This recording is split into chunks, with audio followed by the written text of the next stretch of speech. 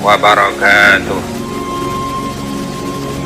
Alhamdulillahi rabbil alamin, wassalatu wassalamu ala asrafil anbiya'i wal mursalin wa ala alihi wa sahbihi ajma'in, amma ba'd.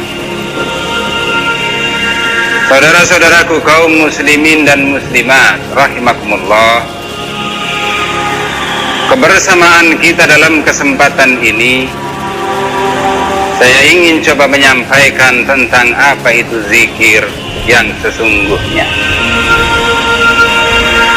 Saudara-saudaraku kaum muslimin, zikir sesungguhnya bukanlah sesuatu yang asing bagi kita. Ianya adalah sesuatu yang sangat akrab sekali dengan kita. Tetapi telahkah sesuatu yang akrab dengan kita ini kita amalkan dan kita jalani, kita lakukan? Atau jangan-jangan dia cuma sekedar akrab-akrab begitu saja, tapi sesungguhnya kita tidak mengerti zikir itu sebenarnya apa?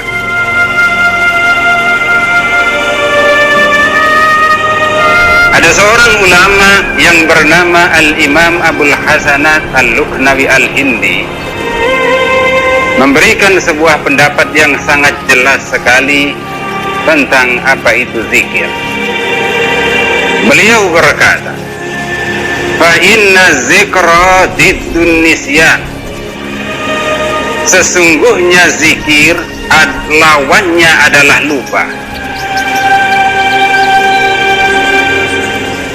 Berarti zikir yang beliau maksud adalah ingat, karena lawan dari ingat itu adalah lupa. Lupa bukanlah ingat, dan ingat bukanlah lupa.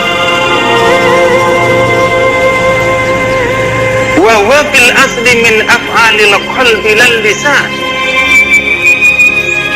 Adapun ingat adalah sesuatu yang dikerjakan dengan menggunakan hati kita. Lal lisan bukanlah sebuah pekerjaan yang kita kerjakan dengan menggunakan lisan. Berarti dalam statementnya ini Al-Imam Abul Hasanat sedang menjelaskan zikir mengingat. Mengingat Allah Subhanahu wa ta'ala.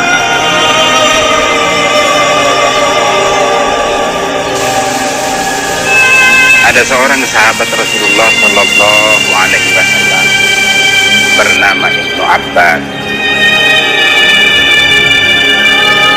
Beliau berpendapat, lam yu'zar ahadu, tidak diterima alasan seseorang bitarki zikrillah, dalam meninggalkan perintah ingat kepada Allah,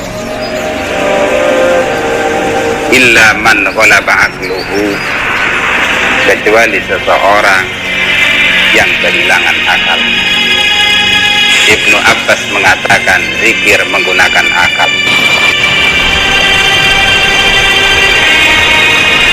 Maka yang diterima alasannya menurut Ibnu Abbas, orang yang meninggalkan zikir adalah orang yang hilang akal.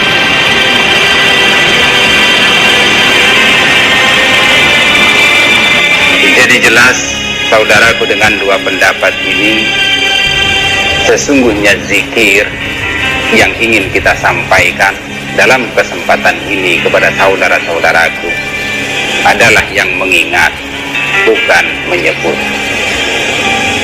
Yang mengingat adalah pekerjaan akal dan pekerjaan hati, sedang yang menyebut nama Allah itu adalah pekerjaan lisan kita.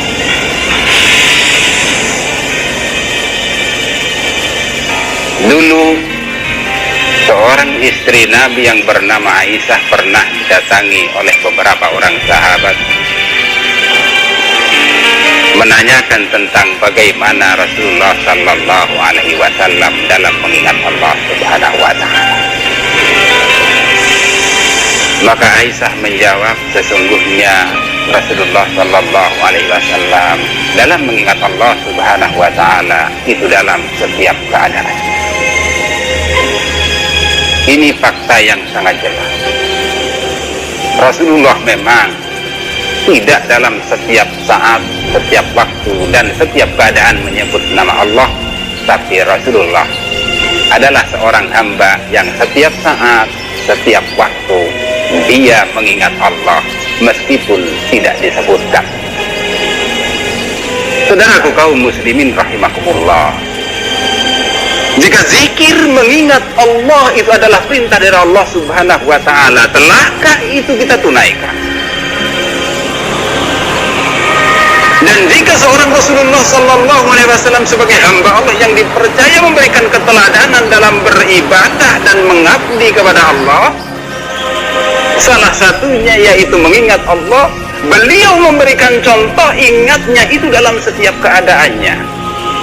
Telahkah kita sambut perintah Allah dan telahkah kita contoh Rasulullah dalam menjalankan perintah?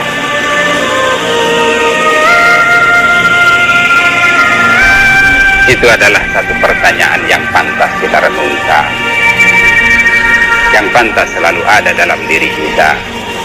Hingga waktu yang kita lewati selalu ada perbaikan dan perubahan mengarah kepada sesuatu yang benar dan lebih baik.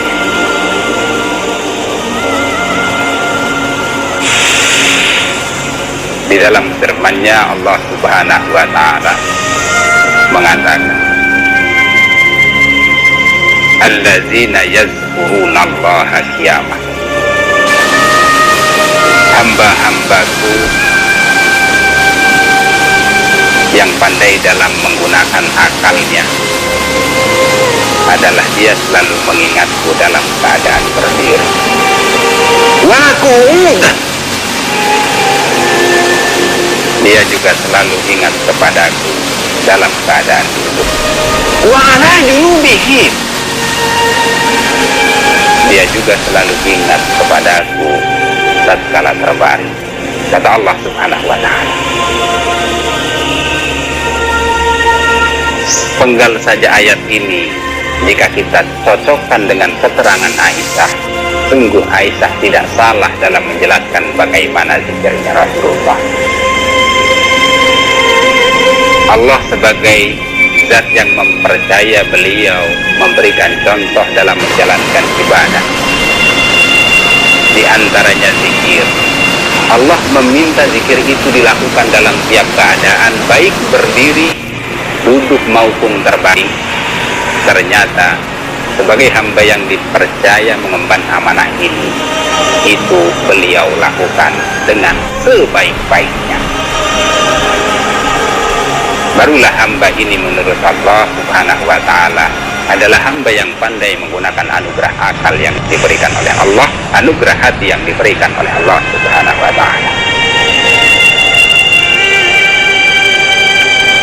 Selain sang hamba ini selalu ingat kepada Allah,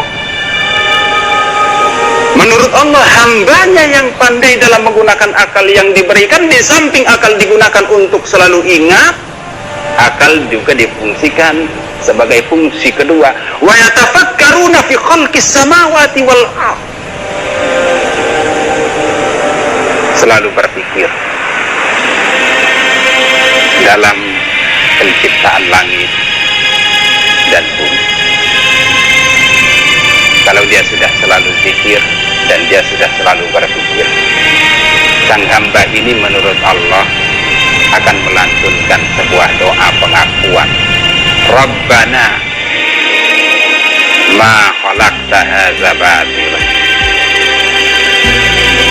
Tuhan kami, kata sang hamba itu, sungguh Engkau menciptakan sesuatu itu tidak ada yang sia-sia. Subhanaka, Engkau adalah zat yang maha suci. Faqina azabannar, jaga kami ya Allah dari azab neraka yang sangat pedih. Seorang yang pandai dalam menggunakan akalnya, dia melakukan dua hal, selalu berzikir, selalu berpikir, hingga sungguh Allah sebagai sang pencipta tidak menciptakan sesuatu itu sia-sia, dan Allah itu memang suci. Bermohon kita kepada Allah untuk Allah melindungi kita dari api yang sangat pedih. Saudaraku, Allah memberikan modal kita untuk berdiri, untuk duduk, untuk terbaring.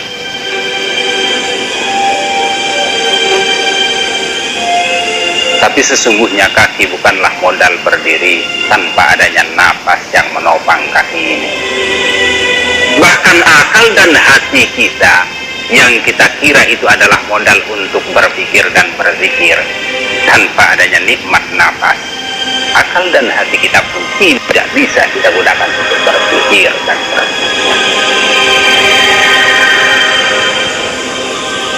Lalu Rasulullah Sallallahu Alaihi Wasallam sebagai teladan kita yang diutus oleh Allah Subhanahu Wa Taala adalah contoh yang paling baik dan sempurna jika kita memang ingin menghambakan diri kepada Allah. Bahkan beliau juga telah memberikan contoh dan diakui oleh Allah. Laqad kana lakum fi Rasulillahi uswatun hasanah liman kana yarjullaha wal yawmal akhir wa dzakarallaha katsiran. Rasulullah berdasarkan firman ini adalah contoh yang paling baik bagi orang yang mengharap ridha Allah, orang yang mengharap kerinduan hari akhirat dan pertemuan dengan Allah tentunya. Juga Rasulullah adalah contoh yang paling baik bagaimana menjadi hamba berzikir sebanyak-banyaknya kepada Allah. Maka seharusnya kita dalam kesempatan ini, selagi nafas masih ada, sebagai modal untuk menggunakan dan harusnya kita gunakan, mari kita syukuri nikmat nafas. Mari kita gunakan akal untuk berpikir dan berzikir dengan mencontoh Rasulullah Sallallahu Alaihi Wasallam. Karena hikmah melakukan zikir bersama nafas dalam setiap keadaan ini adalah sesuatu yang sangat luar biasa. Ada rahasia janji Allah dan Rasulnya agar kita dalam menghembuskan nafas terakhir bisa meraih husnul khatimah. Berzikir, bersyukur, berpikir, itulah yang dicontohkan oleh Rasulullah Sallallahu Alaihi Wasallam.